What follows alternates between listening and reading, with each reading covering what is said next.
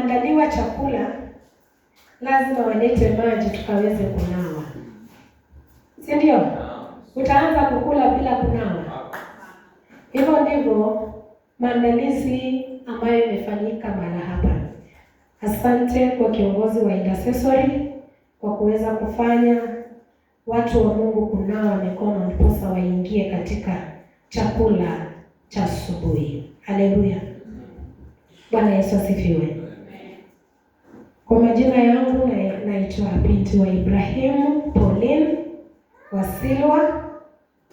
Nimeitwa kutumika na niko tayari kutumika. Haleluya. Bwana Yesu asifiwe. Nataka kujifunza kuhusu the secret place of worship. The secret place of worship. Bwana Yesu asifiwe. Mahali pasiri pa kuabudia. Haleluya. Aliye na kalamu andika, nifate.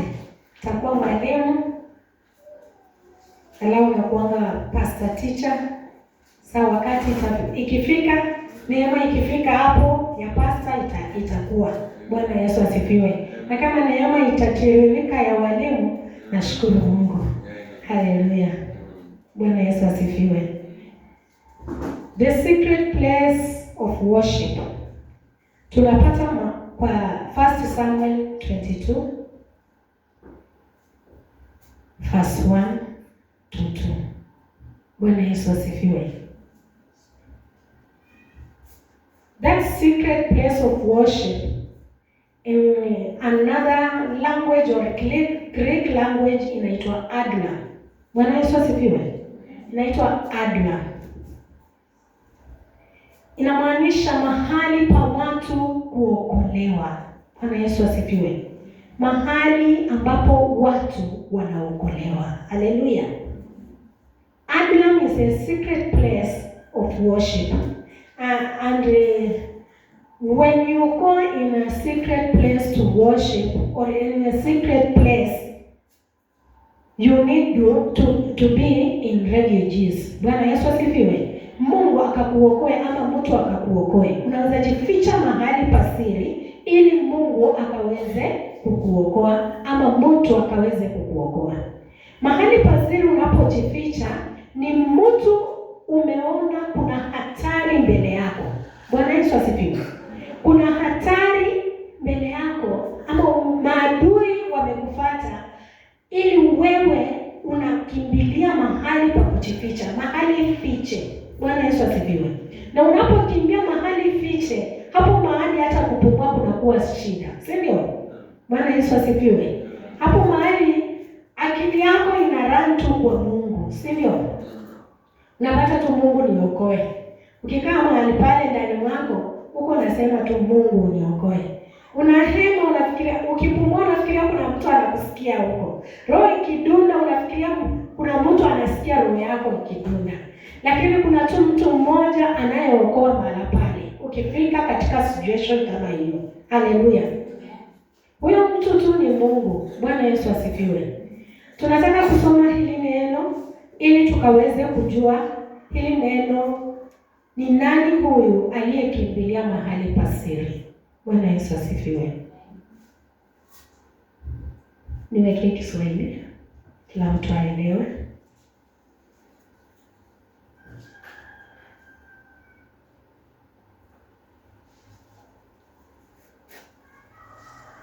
Daudi akaondoka kati na kukimbilia kwenye pango la Adla. Ndugu zake na watu wa nyumba ya baba yake waliposikia habari hiyo, wakamwendea huko tu. Wale wote waliokuwa katika dhiki au waliokuwa na madeni au wale ambao hawakuridhika wakamkusanyikia Daudi. Naye akawa kiongozi wao. Watu wapatao 1,400 walikuwa pamoja naye.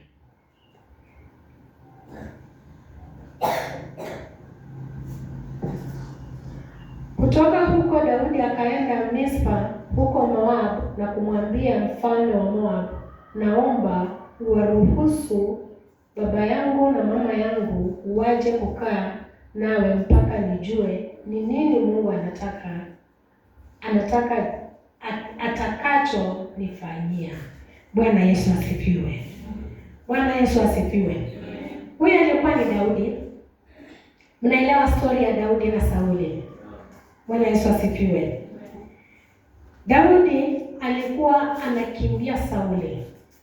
Wakati Daudi alikuwa ameweza kwenda kuangamiza Goliathi, wakaweza kuimba wimbo ya kwamba Sauli ameua maelfu, lakini Daudi ameua maelfu 10 ya maelfu 10. Bwana Yesu asifiwe.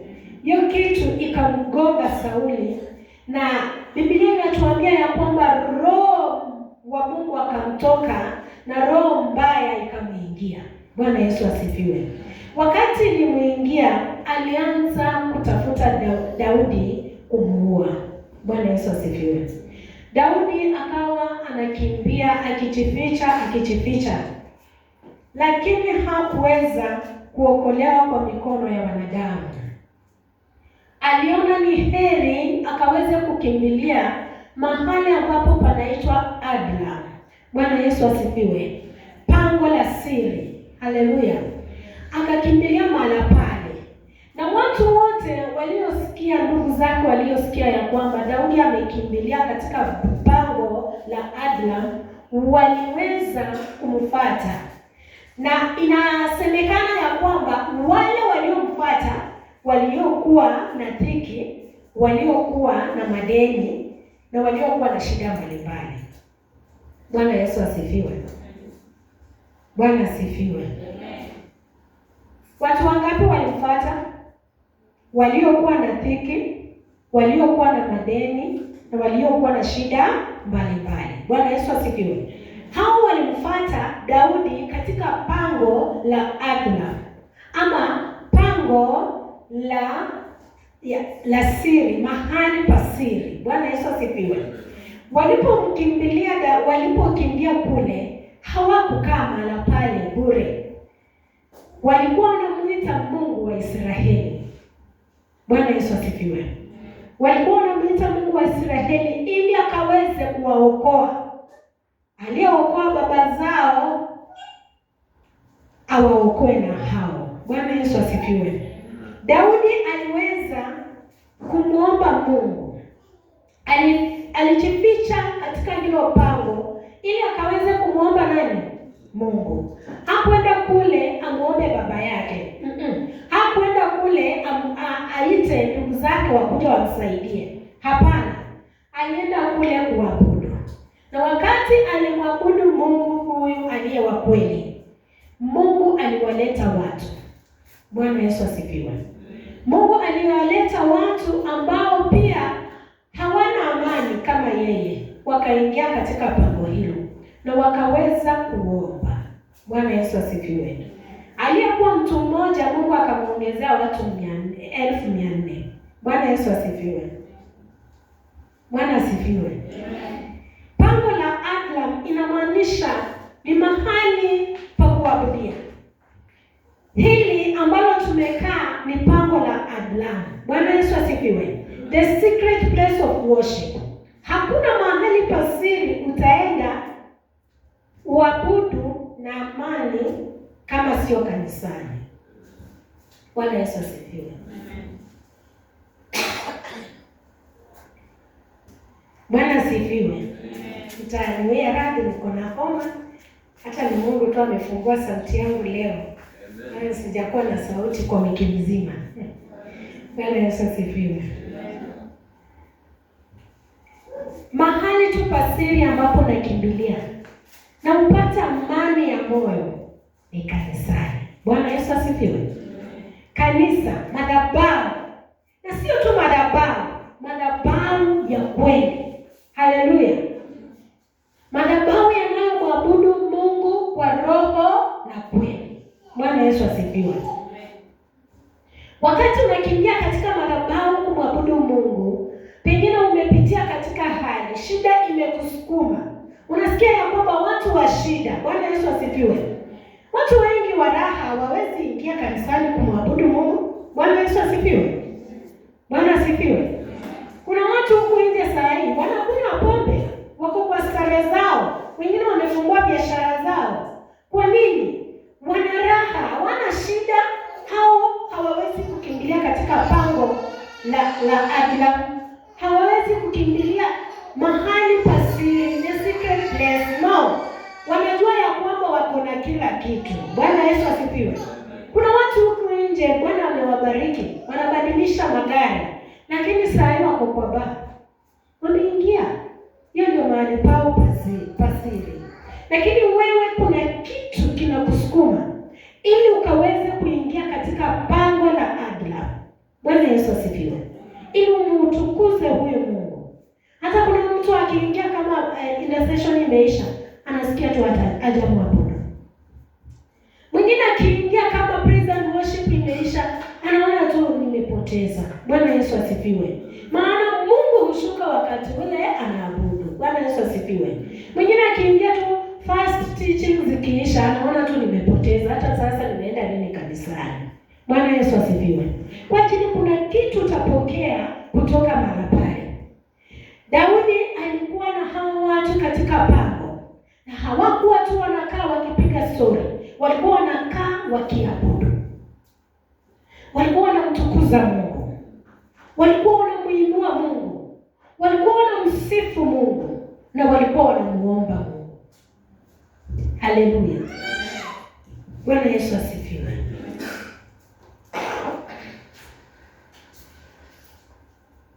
Wakati walikuwa wanamuomba Mungu katika hilo pango, ukiendelea katika hicho kitabu, unapata watu wa madeni walimalizia, shida ya madeni iliisha. Waliokuwa na dhiki iliisha. Bwana Yesu asifiwe. Kwa nini? Walikuwa akili zao wameweka katika Mungu. Na walikuwa wanajua ya kwamba huyu Mungu pekee ndiye atakayetuokoa. Haleluya. Je, wewe umekimbia katika hili pango la adla na nia gani?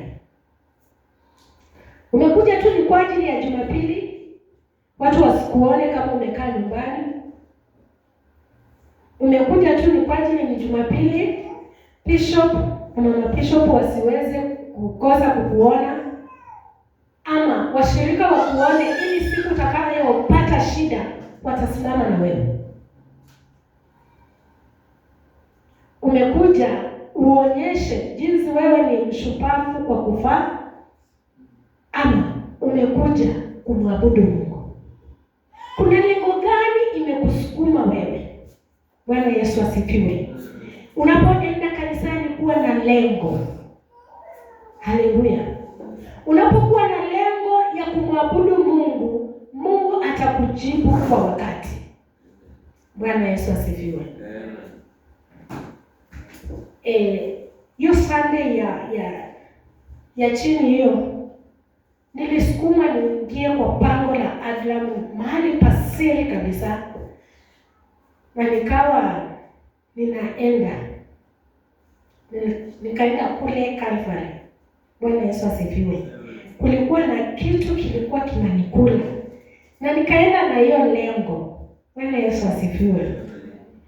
Na kuna my grandchild mdogo akasema leo auniache. Nikamwombea ruhusa shuleni. Akasema kuna kitu Mungu anapanda ndani mwake. Nikamwombea ruhusa shuleni. Na akasema mimi naenda kuombea tu familia yetu ibarikiwe. Bwana Yesu asifiwe. Nilimwambia naenda kuombea nini? Akasema naenda kuombea familia yetu ibarikiwe. Nikasema Mungu akutende mema. Bwana Yesu asifiwe. Tulipoenda kwa siku yenyewe Mungu alitenda. Nilifika kule saa 10, kufika saa 4 usiku Mungu ameshanijibu. Bwana Yesu asifiwe. Nilipotoka huko nikakuja, nilisema sitaki kujua, sijalala usingizi kwa siku 3. Niko naingia kwa pango la adla, main altar nitoe dhabihu. Bwana Yesu asifiwe.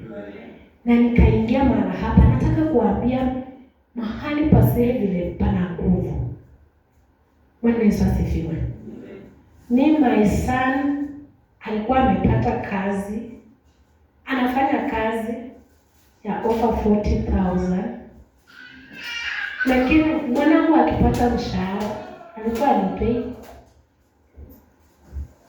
Nasikia tu mama hata tu alikuwa kununua askari napata tu hawezi.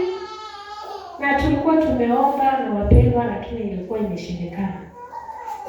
Hata tu kufanya mradi wowote ilikuwa imeshindikana. Lakini huyu mtoto nikienda kujifungua, kulikuwa na 2 kingdoms ilikuwa ina fight. Angetoka na miezi 6 kwa ajili kingdom ya damu ya ukona ya Mungu ilikuwa ina fight juu yake. But nikaenda hospitali, wakasema ya kwamba wamtoe. Nikatoroka hospitali. Katembea kwa mguu kutoka Webuye mpaka Ndengenwa. Nikapita tu mpaka kwa madhabahu Grace Community. Kama nalilia Mungu. Mtumishi wa Mungu Patrick Siata akanipata nalia sana. Akakuja akanikuza mkono. Akaniambia unataka nini? Nikasema siwezi mwaga damu isiyokuwa na hatia. Daktari wanataka kutoa mtoto wangu. Mtumishi wa Mungu alisimama na akasema huyu ni mtumishi wa Mungu, na akadecree kila kitu kwake. Na alipo decree kweli alisema akifika miaka 12 atahubiria mataifa. Na ilitendeka. In 12 years mtoto alihubiria watu karibu 700. Mpaka kila mtu, yani alikuwa akihubiri watu wanaanguka tu. Watu wakashangaa huyu mtoto ni nani? Na bila alimaliza kuhubiri na akakataa anaenda kubatizwa. Sasa nilijua that kingdom tena imemrudia. Nilipo fika kwa mlima nilikuwa naabudu nikitaja mtumishi wa Mungu Barak Joseph. Nikamtaja nikisema Baba na kuabudu kwa ajili ya Barak Joseph, mtumishi wa Mungu wa mataifa, na ninakuabudu na kila ufalme ambao umetawala anga lake na kuabudu. Ninajua ufalme wako unashuka na kuangusha. Bwana Yesu asifiwe. In 2 hours akanipigia simu. Mama, uko wapi? Kasema niko mahali tu. Kasema najua umejificha mahali. Kasema sawa, ndio unajua. Akasema I promise you, mwezi ikiisha nakuja kutengeneza kuflow nyumba. Nikasema uko na hakika? Kasema niko na hakika. Wakati ninamaliza maombi ninashuka, ananipigia simu. Mama, mimi masikio inaniua. Nilisema ni nini? Kuna ufimbe kwa masikio. Ndipo nimefika Ndengenwa tumeshuka. Nikasema in Jesus name, hiyo ufimbe upasuke. Kufika jioni unishuhudie. Na nikasema simu na nikakuja hapa. Nilipotoka hapa nikasahau kufungua simu. Fika kwa nyumba alishuhudia umepasuka. Na vile nawaongelesha leo, mahali pasiri pamefanya kazi. Amekuja na ameachilia simiti.